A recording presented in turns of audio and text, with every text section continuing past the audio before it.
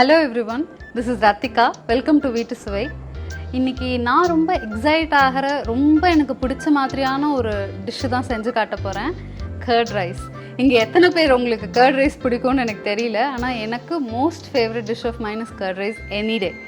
So இந்த curd ரைஸை நல்ல ரிச்சாக க்ரீமியாக பயங்கர கன்சிஸ்டன்சியில் பண்ணால் எப்படி இருக்கும், அதான் இன்றைக்கி பார்க்க போகிறோம்.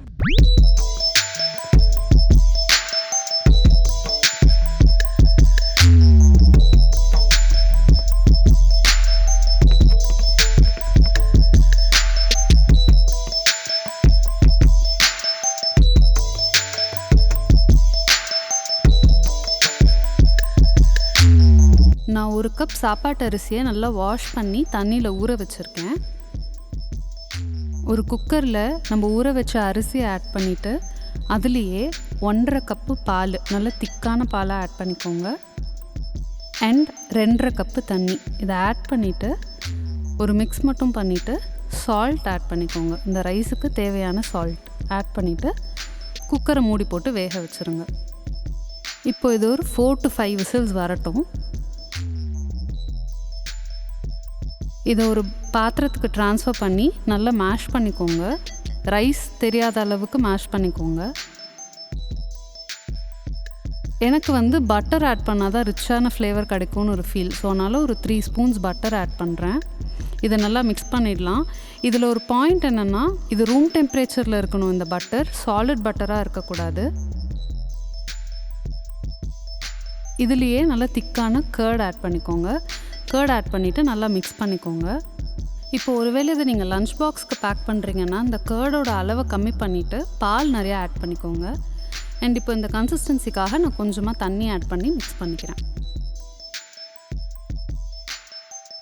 இதில் நான் நல்லா துருவின கேரட் ஆட் பண்ணுறேன். ஒரு 1.5 ஸ்பூன் ஆட் பண்ணிக்கலாம். அதுலேயே ஒரு ஸ்பூன் மாதுளம்பழம் ஆட் பண்ணலாம். இது ரெண்டுத்தையும் ஆட் பண்ணிவிட்டு ரொம்ப ப்ரெஷர் கொடுத்து மிக்ஸ் பண்ணாதீங்க. ஏன்னா கலர் ஆரஞ்சு கலரில் ஆகிடும், இல்லைனா ரெட் கலரில் ஆகிடும். ஸோ லைட்டாக மிக்ஸ் பண்ணிக்கோங்க. இப்போ எனக்கு கொஞ்சம் சால்ட் எக்ஸ்ட்ரா தேவைப்படுதுங்கிறதுனால நான் இன்னும் கொஞ்சம் சால்ட் ஆட் பண்ணிக்கிறேன். இப்போ திருப்பி நல்லா மிக்ஸ் பண்ணிக்கிறேன். ரொம்ப அழுத்தி பசைய வேண்டாம். இப்போ இதுக்கு ஒரு தாளிப்பு. அதுக்கு 1 ஸ்பூன்லேருந்து 1.5 ஸ்பூன் எண்ணெய் ஆட் பண்ணிவிட்டு எண்ணெய் காஞ்ச உடனே கடுகு ஆட் பண்ணிக்கலாம். கடுகு நல்லா வெடிச்சிடுச்சு. எனக்கு கேஷ்யூவோட க்ரன்ச் பிடிக்கும், அதனால் இதில் நான் கேஷ்யூ ஆட் பண்ணுறேன். ஜென்ரலாக ஆட் பண்ண மாட்டாங்க, நான் ஆட் பண்ணுறேன்.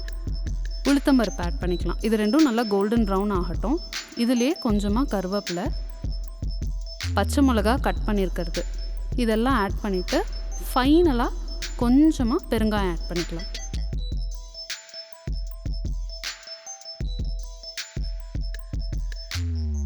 இதை ஒரே ஒரு மிக்ஸ் பண்ணிவிட்டு அந்த தாளிப்பை தயிர் சாதத்தோடு ஆட் பண்ணிடலாம்.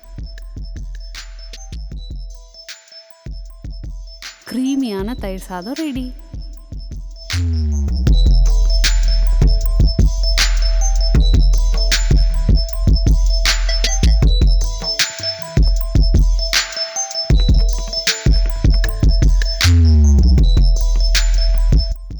இந்த கர்ட் ரைஸ் செஞ்சு முடிச்சுட்டு ப்ரெசன்டேஷன் முடிச்சதுக்கப்புறம் என் டீம்மேட்ஸ் கிட்ட கொடுத்தேன். எப்படி இருக்குன்னு சாப்பிட்டு பார்த்துட்டு சொல்லுங்கன்ட்டு. எனக்கு எம்டி பாட் தான் ரிட்டர்ன் கிடச்சிது.